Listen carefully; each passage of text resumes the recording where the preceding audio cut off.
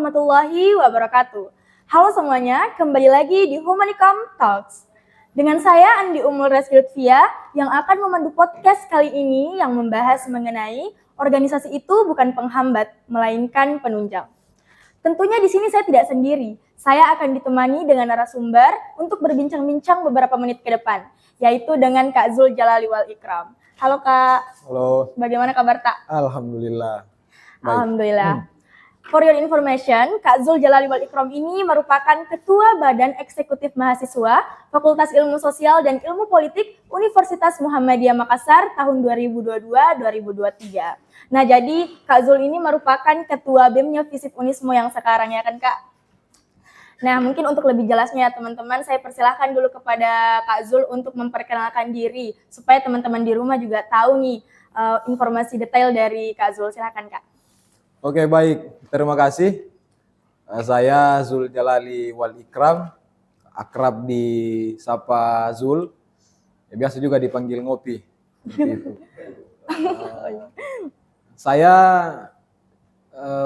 profilnya mungkin di Unismo Makassar ini selaku mahasiswa di jurusan Ilmu Pemerintahan, Fakultas Ilmu Sosial dan Ilmu Politik Universitas Muhammadiyah Makassar. Jadi untuk terkait pengenalan lebih jauh mungkin bisa check in di akun Instagram atau di Facebook saya, seperti itu lebih jelasnya ke depan. Ya. Jadi bisa dilihat di sosial medianya Kak Zul ya. Iya. Nah, itu tadi perkenalan singkat dari Kak Zul. Sekarang saya mau yang bertanya nih Kak, saya mau bertanya. Nah, kan tentunya untuk menjadi ketua BEM itu Kak tidak mudah ya. Perlu banyak persiapan dan juga pengalaman.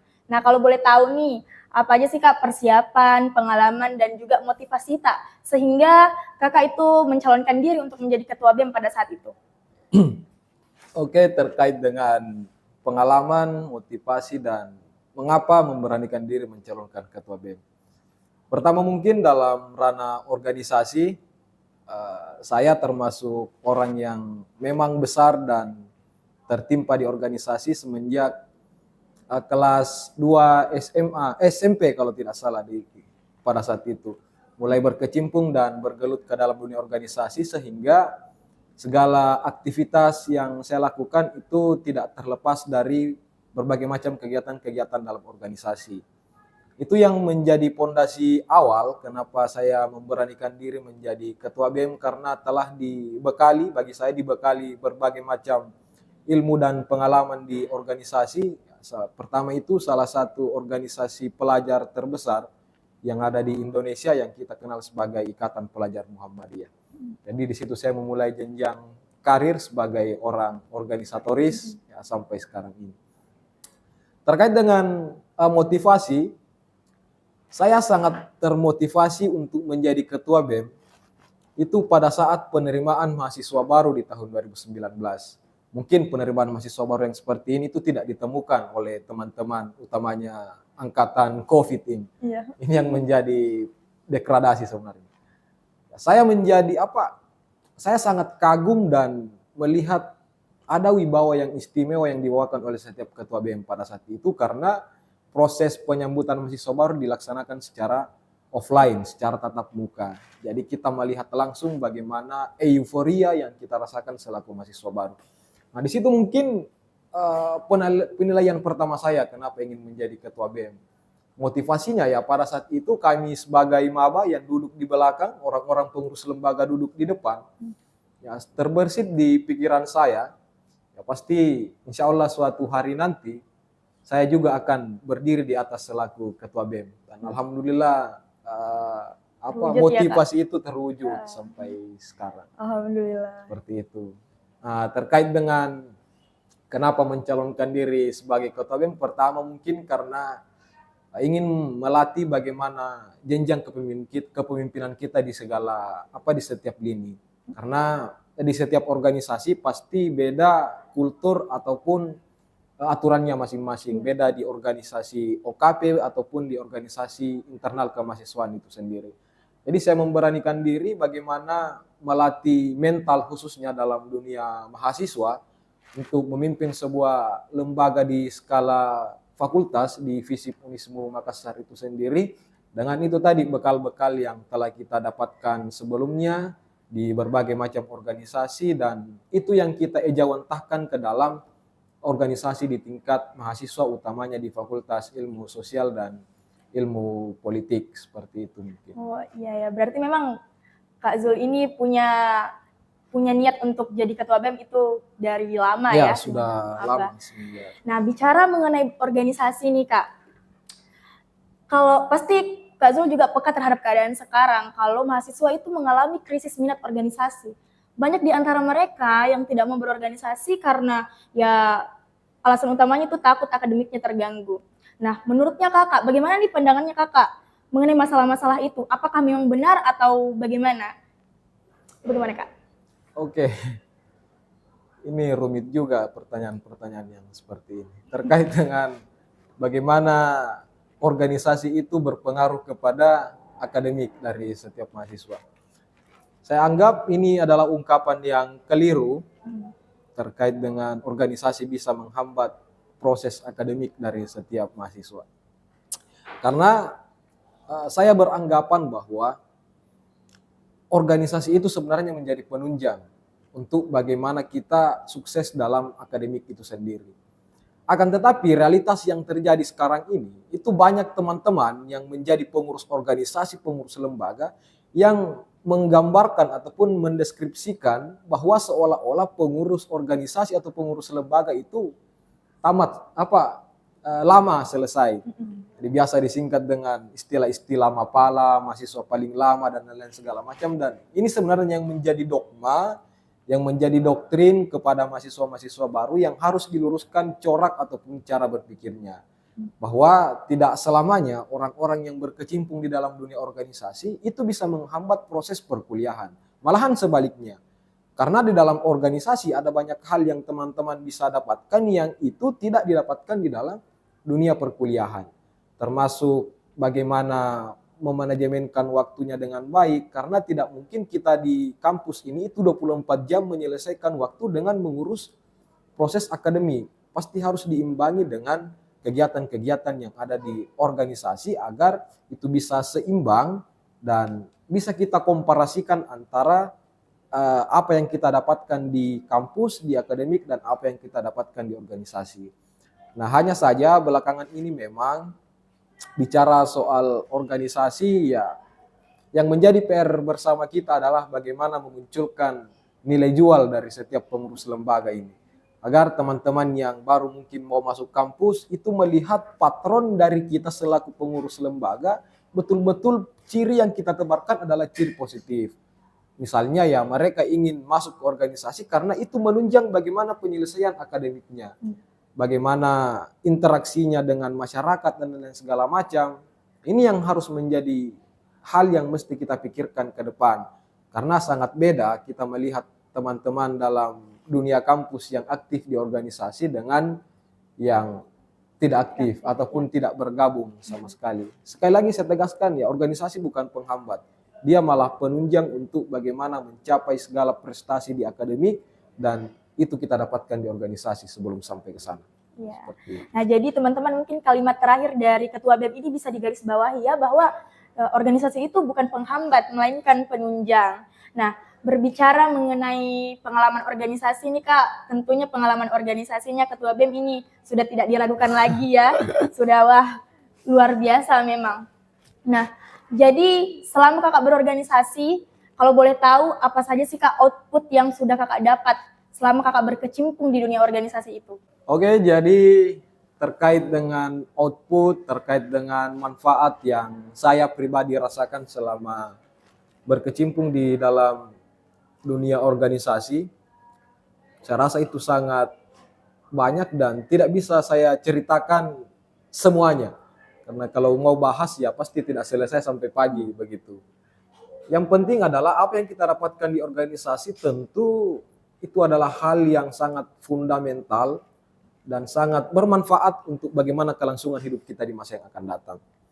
Bahwa di dalam organisasi kita mendapatkan begitu banyak relasi, baik itu relasi pertemanan antar sesama mahasiswa di luar kampus, ataupun relasi kita dengan orang-orang besar di luar sana. Bagaimana ya bagaimana ke depan relasi ini kita bisa sebisa mungkin manfaatkan untuk menunjang bagaimana kehidupan kita setelahnya. Karena kan mustahil kita di kampus terus kan. Nah, ini yang sangat penting kita dapatkan saya rasa terkait dengan relasi dan jaringan yang kita dapatkan di luar sana melalui proses organisasi. Nah, kemudian setelahnya bagaimana kemampuan mengasah soft skill kita. Saya rasa itu tempatnya memang ditempa di organisasi. Apalagi kita anak-anak FISIP ya, anak-anak sospol, selalu tertanam bahwa kita ini tidak mempunyai laboratorium. Tidak seperti dengan teman-teman di fakultas-fakultas lain. Ya memang kita murni laboratorium kita, tempat praktek kita itu ada di organisasi. Makanya organisasi ini memang harus kita jadikan sebagai acuan, sebagai batu loncatan untuk bagaimana mengupgrade kapasitas kita ke depannya. Karena akan banyak sekali manfaat yang kita dapatkan di dalam organisasi itu sendiri selama kita tekun, komitmen, dan betul-betul niatnya mengasah kemampuan dan memiliki cita-cita untuk menjadi seseorang yang masa depannya cerah, tidak abu-abu dan tidak murung seperti orang-orang yang tidak jelas masa depannya, seperti itu. Nah, salah satu mungkin manfaatnya juga ya, organisasi ini juga secara tidak langsung bisa mengajak kita untuk healing. Yang dalam artian ini healingnya adalah healing yang bermanfaat.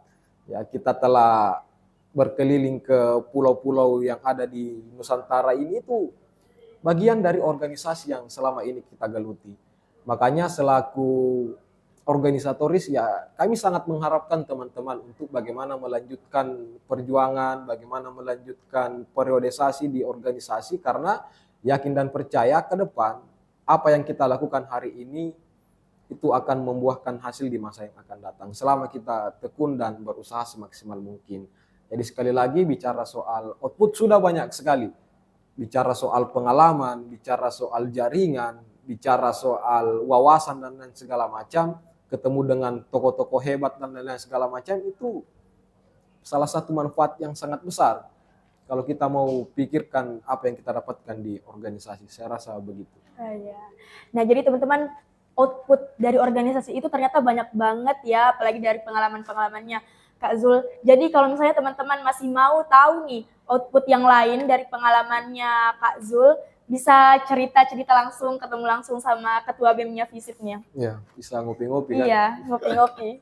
Nah, tadi kan Kak, saya nih yang bertanya, ternyata followers Humanikom itu juga ada yang mau bertanya sama Kakak. Nah, jadi saya cek dulu ya Kak pertanyaannya. Oke, ini pertanyaan pertama. Ada 2 pertanyaan nih Kak. Katanya apa hal tersulit yang mungkin akan dilalui setiap anak berorganisasi menurut Kakak? Hal tersulit itu mungkin ketika kita selaku manusia sampai kepada titik jenuh sejenuh-jenuhnya. Benar-benar. Karena kan dalam fase hidup ini itu berputar. Tidak selamanya kita bahagia, tidak selamanya kita sedih. Pasti akan berputar. Dan ini titik jenuhnya ini. Ketika kita sudah merasakan sampai di titik rendah paling serendah-rendahnya. Dan selaku pemimpin mungkin ya kita dituntut untuk bagaimana menghargai, bagaimana mengerti orang lain. Sehingga sebenarnya kita juga ini butuh pengertian. Seperti itu. Makanya hal tersulit itu ketika sampai di titik itu dan pengaruh kita selaku pemimpin itu seolah-olah tidak dihargai. Dan jangankan mengatur orang lain, mengatur diri sendiri itu saja sangat sulit.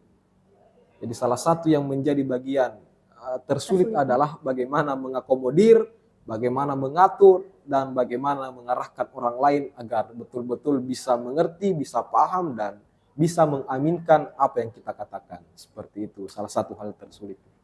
Ya, hal tersulitnya itu teman-teman poinnya titik jenuh, ada di titik jenuhnya Kak. Oke Kak, pertanyaan kedua. Apa hal yang paling berkesan saat berorganisasi? Selama Kakak berorganisasi nih, apa yang paling berkesan? Ya, selama berorganisasi banyak mungkin hal yang sangat berkesan. Termasuk contohnya ya, saya dulu waktu anak-anak mungkin mungkin setara anak-anak SD ya. Kita kan dulu kalau lihat pesawat itu terbang di atas kepala, wah senangnya bukan main begitu. Kapan saya naik begini dan begini. Dan alhamdulillah itu bisa tercapai di organisasi. Karena kalau melihat kemampuan dari segi ekonomi mungkin itu tidak bakalan sampai ke sana. Akan tetapi ya dengan jalur organisasi ini hal berkesan itu kita dapatkan. Alhamdulillah betul-betul bisa tercapai dengan tercapai dengan keaktifan kita di organisasi. Hal lain yang berkesan juga ya bagaimana kita istilahnya nih mendapatkan sandaran lah istilahnya. Karena hidup ini tidak cukup ketika hanya satu manusia yang tidak memiliki kemampuan untuk tidak memiliki tenaga dan kemampuan untuk melakukan hal-hal yang lebih ke depannya. Tentu kita butuh motivator, butuh penyemangat, dan yang terpenting adalah di organisasi kita betul-betul bisa menilai yang mana betul-betul orang-orang ke depan yang layak kita jadikan sebagai sandaran selama hidup kita ini di dunia ini. Jadi sudah ada kualifikasi lah, kita bisa melihat, mengkualifikasikan siapa yang kita proyeksikan ke depan bisa mendampingi dan membersamai di setiap doa-doa yang telah kita panjatkan kehadirat Tuhan Yang Maha Esa.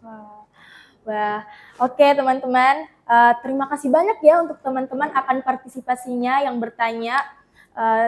Terima kasih juga kepada narasumber yang sudah mau berbagi cerita dengan kita.